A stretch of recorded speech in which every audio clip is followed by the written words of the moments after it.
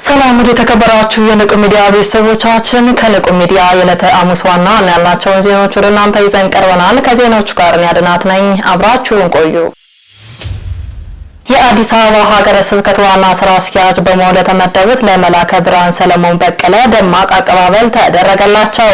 እንደሚከተለው ይቀርባል። የአዲስ አበባ ሀገረ ስብከት ዋና ስራ አስኪያጅ በመሆን ለተመደቡት ለመላከ ብርሃን ሰለሞን በቀለ በሀገረ ስብከቱ አዳራሽ ደማቅ አቀባበል ተደረገላቸው። በኢትዮጵያ ኦርቶዶክስ ተዋሕዶ ቤተክርስቲያን ቋሚ ሲኖዶስ ከነሐሴ 8 ቀን 2018 ዓ.ም ጀምሮ የአዲስ አበባ ሀገረ ስብከት ዋና ስራ አስኪያጅ በመሆን ለተመደቡት ለመላከ ብርሃን ሰለሞን በቀለ አቀባበል ተደርጎላቸዋል። በአቀባበሉ መርሃ ግብሩ ላይ ብፁዕ አቡነ ዲዮስቆሮስ የቅዱስ ሲኖዶስ ዋና ጸሐፊ፣ የራያ ሀገረ ስብከት ሊቀ ጳጳስ፣ ብፁዕ አቡነ ሳዊሮስ የመንበረ ፓትርያርክ ጠቅላይ ጽሕፈት ቤት ዋና ስራ አስኪያጅ፣ የደቡብ ምዕራብ ሸዋና የሸገር ከተማ ሀገረ ስብከት ሊቀ ጳጳስ፣ ብፁዕ አቡነ ጢሞቴዎስ የዳውሮ ኮንታ ካምባታና ሀላባ ጠምባሮ ሀገረ ስብከት ሊቀ ጳጳስ፣ የመንበረ ፓትርያርክ ጠቅላይ ጽሕፈት ቤት መምሪያ ኃላፊዎች፣ የአዲስ አበባ ሀገረ ስብከት ልዩ ልዩ ክፍል ኃላፊዎችና ሰራተኞች፣ የክፍላተ ከተማው ኃላፊዎችና ልዩ ልዩ ሰራተኞች፣ የአድባራትና ገዳማት አስተዳዳሪዎችና አገልጋዮችም ተገኝተዋል። መርሃ ግብሩ በጸሎተ ወንጌል የተጀመረ ሲሆን ለስራ አስኪያጁ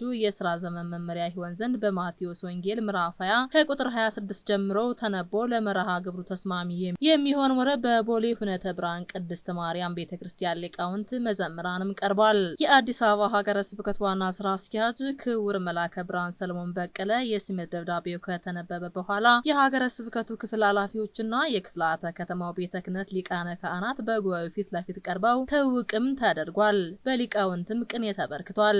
የሀገረ ስብከቱ ዋና ስራ አስኪያጅ ስብከተ ወንጌል ሰበካ ጉባኤ ሰንበት ትምህርት ቤትን በማደራጀትና በማስፋፋት ቤተክርስቲያን ጠብቆ በማስጠበቅ ሁለንተናዊ ልማትን እንዲያጠናክሩና ሕገ ቤተክርስቲያንን ጠብቀው የመልካም አስተዳደር ችግርና ሙስናን እንዲቀርፉ ኃላፊነት ተሰጥቷቸዋል። ክቡር ሊቀ ሊቃውንት ቆሞስ አባ ተክለ ሃይማኖት ወልዱ ስለ ሀገረ ስብከቱ ዋና ስራ አስኪያጅ ያላቸውን የስራ ክህሎት በመግለጽ ቤተክርስቲያንን አብረን እናሻግራለን፣ ማሻገር ባንችም ባለቤት የመሰረታትን ክርስቶስን ያሻግራታል፣ እኛ ደግሞ ሰጥመን እንዳንቀር ሲሉ ማስጠንቀቂያ አዘል ምክራቸውን ለግሰዋል። የቦሌ ሁነተ ብርሃን ቅድስት ማርያም ተወካይ ክቡር መላከ ብርሃን ሰለሞን በደብራቸው ዘርፍ ሰዋዊና የተመሰረተ ልማት ተግባሮችን አከናውነዋል በማለት በዝርዝር ስራቸውንም አቅርበዋል። መላከ ብርሃን ሰለሞን በቀለ ከቅዱስ ሲኖዶስ የተሰጣቸውን ኃላፊነት በታማኝነት እንዲወጡ በሲመቱ ላይ የተነበበው ዝርዝር መመሪያ በማንሳት አሁን ላይ ሀገረ ስብከቱ የተረጋገጡበትን ተግዳሮች በጋራ እንቀርፋለን ብለዋል። ብፁዕ አቡነ ሳዊሮስ የመንበረ ፓትርያርክ ጠቅላይ ጽሕፈት ቤት ዋና ስራ አስኪያጅ በሮሜ ምዕራፍ 3 ከቁጥር 11 በመጥቀስ ወንጌል የሰው ልጅን በኃጢአቱ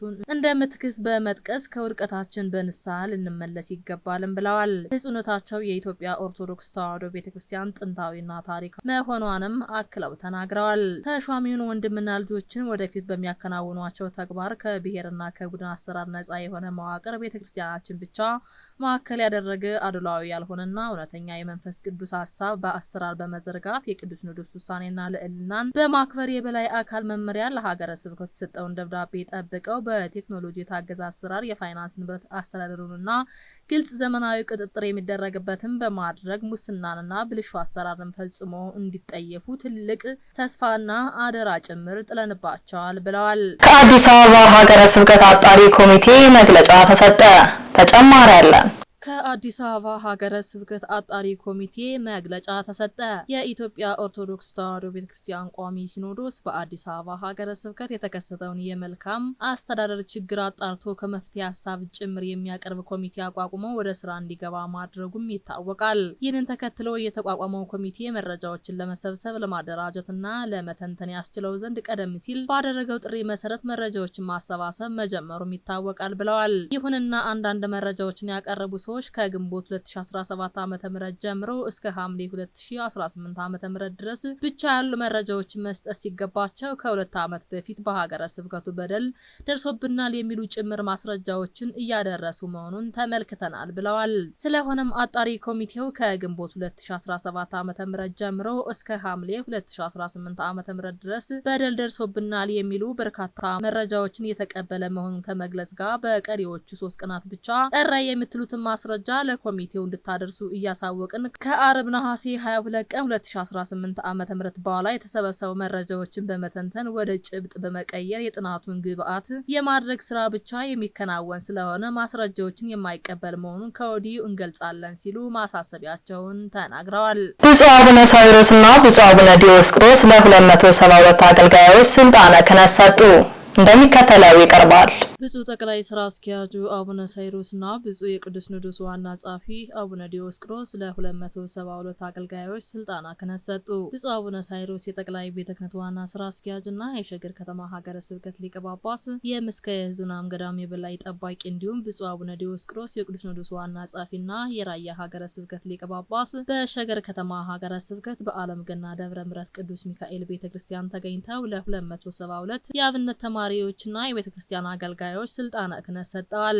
ብፁዕ ዋና ስራ አስኪያጁና ብፁዕ ዋና ጸሐፊው በቤተክርስቲያን ስነ ስርዓት መሰረት ተምረው ፈተና ላለፉ ለ238 የዲቁና ለ33 የቅስና ስልጣነ ክህነት ለአንድ አባት ደግሞ የቁምስና ማዕረገ ክህነት ሰጥተዋል። ብፁዕ አቡነ ሳዊሮስ አባታችን በጊዜያቸው ቤተክርስቲያንን አገልግለው ለኛ እንዳስረከቡን ሁሉ እኛ ደግሞ በጊዜያችን የቤተክርስቲያንን አገልግሎት የተሳካና የተቃና ይሆን ዘንድ ያለ እረፍት ለ24 ሰዓት እያገለገልን ነው ብለዋል። ብፁዕነታቸው ቤተክርስቲያን ተተኪ ምትክ አገልጋይ እንደሚያስፈልጋት በመግለጽ ትምህርታቸውን ሲከታተሉ ቆይተው ትምህርታቸው ላጠናቀቁ ስልጣነ ክህነት እንደሰጡም ተናግረዋል። ብፁዕ ጠቅላይ ስራ አስኪያጁ በዕለቱ ስልጣነ ክህነት ለተቀበሉ ሁሉ ሃይማኖታቸውን ጠንክረው በመጠበቅ በትጋት ሊያገለግሉ እንደሚገባ አባታዊ መልእክታቸውን አስተላልፈዋል። ብፁዕ አቡነ ዲዮስቆሮስም ክህነት መጠራት መሆኑን በመግለጽ ቅዱስ ሐዋርያት ከልዩ ልዩ የስራ መስክ ጠርተው ቤተክርስቲያንን እንዳስፋፉ ሁሉ በዛሬው ስልጣነ ክህነት ለተቀበሉ አገልጋዮች ሰው ካልተማረ ማገልገል አይችልምና የቀረባቸውን ትምህርት በደንብ መማርና የጎደላቸውን ትምህርት በማሟላት ምእመናንን በማስተማር የቤተ ክርስቲያንን ተከታዮች ማብዛትና መጠበቅ እንደሚገባቸው ተናግረዋል። ክህነት ሰማያዊና ሰማያዊ ንጉስ ለማገልገል መሆኑን የገለጹት ብፁዕነታቸው በዕለቱ በክህነት እንድታገለግሉ ተጠርታችኋል። የሰዎች አገልጋይ ሳትሆኑ ሰማያዊ ንጉስ አገልጋይ ናችሁ። አሁን ተቀብላችሁ ተቀድሳችኋልና በትህትና በቅድስና ሆናችሁ ማገልገል አለባችሁ ሲሉ አክለዋል። በመርሃ ግብሩ ላይም የኢትዮጵያ ኦርቶዶክስ ተዋሕዶ ቤተክርስቲያን መገናኛ ብዙኃን ስርጭት ድርጅት ዋና ስራ አስኪያጅ ዶክተር አካለ ወልድ ተሰማ፣ የሸገር ከተማ ሀገረ ስብከት ዋና ስራ አስኪያጅ መላከ ሰላም አለማየሁ ተፈራ፣ ሊቀ ስዩማን ተስፋዬ ለሜቻ፣ የሸገር ከተማ ሀገረ ስብከት ዋና ጸሐፊ፣ የሸገር ከተማ ሀገረ ስብከት የስራ ኃላፊዎች፣ የደብሩ አስተዳዳሪ መላከ ምሕረት ጸጋዬ፣ ሊቃውንተ ቤተክርስቲያንና በርካታ ምዕመናንም ተገኝተዋል። በሐዋሳ ማረሚያ ቤት 35 የህግ ታራሚዎች የሥላሴ ልጅነትን አገኙ። ተጨማሪ አለን። በሐዋሳ ማረሚያ ቤት 35 የህግ ታራሚዎች ተጠመቁ። በሐዋሳ ከተማ ማረሚያ ቤት በሚገኘው የቅዱስ ፊልጶስ ቤተክርስቲያን 35 የህግ ታራሚዎች የሃይማኖት ትምህርት ከተማሩና ካመኑ በኋላ የጥምቀት ስርዓት ተፈጽሞላቸው የሥላሴ ልጅነትን በማግኘት ወደ ቅድስት ቤተክርስቲያን ተጨምረዋል። ይህ መንፈሳዊ አገልግሎት በሲዳማ ሀገረ ስብከት መመሪያና ክትትል እየተመራ የሚከናወን ሲሆን ሀገረ ስብከቱ አገልግሎቱን በበላይነት መምራትና አቅጣጫ በመስጠት የተለያዩ አካላት በቅንጅት እንዲሰሩ እያስተባበረ ይገኛል። በዚህም የተቀናጀ አገልግሎት ውስጥ የሐዋሳ ደብረ ምሕረት ቅዱስ ገብርኤል ገዳም አስተዳደር አንድ ካህን በቋሚነት በመመደብ ደመወዙን በመክፈል በማረሚያ ቤቱ ለሚገኙ ታራሚዎች በየጊዜው የመንፈሳዊ አገልግሎት የጸሎትና ትምህርት አገልግሎት እየሰጠ ይገኛል ብለዋል። ገዳሙ በተጨማሪ ለቤተ ክርስቲያኑ የሚያስፈልገውን ንዋያተ ቅድሳትና ሌሎችን የአገልግሎት ድጋፎች በማቅረብ አገልግሎቱ በቀጣይነት እንዲቀጥል እያገዘ ይገኛል ብለዋል። በተመሳሳይ ማህበረ ቅዱሳን ሐዋሳ ማዕከል የቋንቋ መምህራንን በመመደብ በማረሚያ ቤቱ የሚገኙ ታራሚዎችን የሃይማኖት ትምህርት በቋንቋ እንዲማሩ አድርጓል። በዚሁም ዛሬ የተጠመቁ 35 ታራሚዎች በመምህራኑ የተሰጠውን የእምነት ትምህርት በመማርና በእምነት በመጽናት ለጥምቀት በቅተዋል ብለዋል። የጥምቀት ስርዓቱን የማረሚያ ቤቱ የቅዱስ ፊልጶስ ቤተክርስቲያን አስተዳደር መላከ ሕይወት ቀሲስ ፍሬው ተሾመና ቀሲስ ዮሐንስ ለገሰ ያስፈጸሙ ሲሆን የሲዳማ ሀገረ ስብከት መመሪያና ክትትል፣ የገዳሙ ዘላቂ ድጋፍ፣ የማህበረ ቅዱሳን ሐዋሳ ማዕከል የትምህርት አገልግሎትና የማረሚያ ቤት ትብብር በጋራ ለዚህ መንፈሳዊ ውጤት አብቅቷል ብለዋል። በተለይ የሲዳማ ሀገረ ስብከት አገልግሎቱን በበላይነት በመምራት አቅጣጫ መመሪያ በመስጠት እንዲሁም የተሳተፉ አካላትን በማስተባበር ተጠናከረው የማረሚያ ቤቱ ወንጌላዊ አገልግሎት የሚገባውን አመራር እየሰጠ ይገኛል ብለዋል። ይህ አገልግሎት በማረሚያ ቤት ውስጥ ያሉ ወገኖችን ከቤተ ክርስቲያን የመንፈሳዊ ትምህርትና እንክብካቤ እንዳይለይ በማድረግ ወንጌል የለውጥና የተስፋ መልእክት ለሁሉም እንደሚደረግ የሚያሳይ ተግባራዊ ምስክር ሆነዋል ብለዋል። ነሐሴ 21 ቀን 2018 ዓ.ም ከንቁ ሚዲያ ደረሰላችሁ ዜናዎችን ይመስሉ ነበር። ቀሪዎቹን ከቀሪ